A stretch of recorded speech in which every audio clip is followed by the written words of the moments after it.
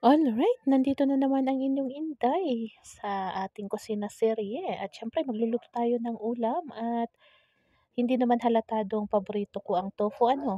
Ayan, so pinrito ko muna yung ating tofu na ating panghalo doon sa ating gigisahing gulay.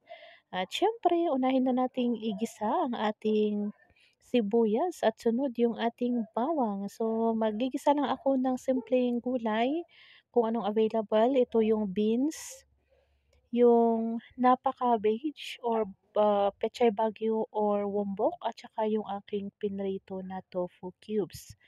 Ayan. So, unahin ko munang igisa itong ating beans dahil ito yung mas matigas sa kanilang lahat. Ayan. At yung pinantimpla ko lang dyan is konting soy at tubig. Ayan. So, yung sa tofu kasi mas gusto ko siyang panghalo sa mga gulay dahil substitute siya ng meat instead na meat. Kasi syempre mahal ang meat at medyo nagbabawas na tayo ng pagkonsumo ng meat ay tofu na lang as source of protein. Ayan. So, sinunod ko nang dinagdag yung ating napa cabbage, wombok ang tawag namin sa aming local dialect, 'di ba? At aking i-mix-mix lang 'yan, mikos-mikos mo lang 'yan minsan, oh, 'di ba? Para maluto yung ating napa cabbage madali lang naman itong maluto, 'di ba? So, ayan.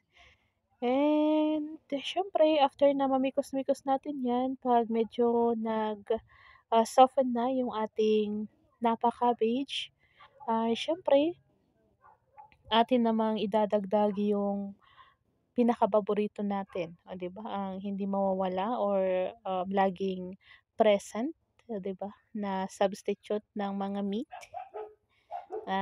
gaya ng sabi ko kanina ay itong ating tofu, ayan, fried tofu, pinrito ko siya, oh, 'di ba?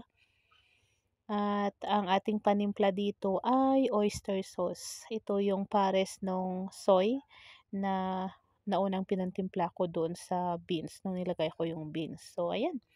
Easy lang, mix-mix lang natin 'yan hanggang sa kumapit yung oyster sauce sa mga gulay at siyempre sa tofu.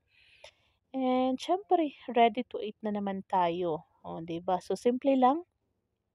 Actually magiging, chop suey sana 'yan kaso dahil wala tayong carrots at sweet peas na available ay 'di siyempre kung anong meron ay 'yan na ang lulutuin natin, oh, 'di ba? So, success naman, oh, 'di ba?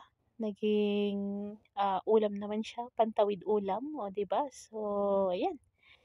By the way, diyan nagtatapos ang ating video at thank you so much sa palagi niyong pag-support. Bye.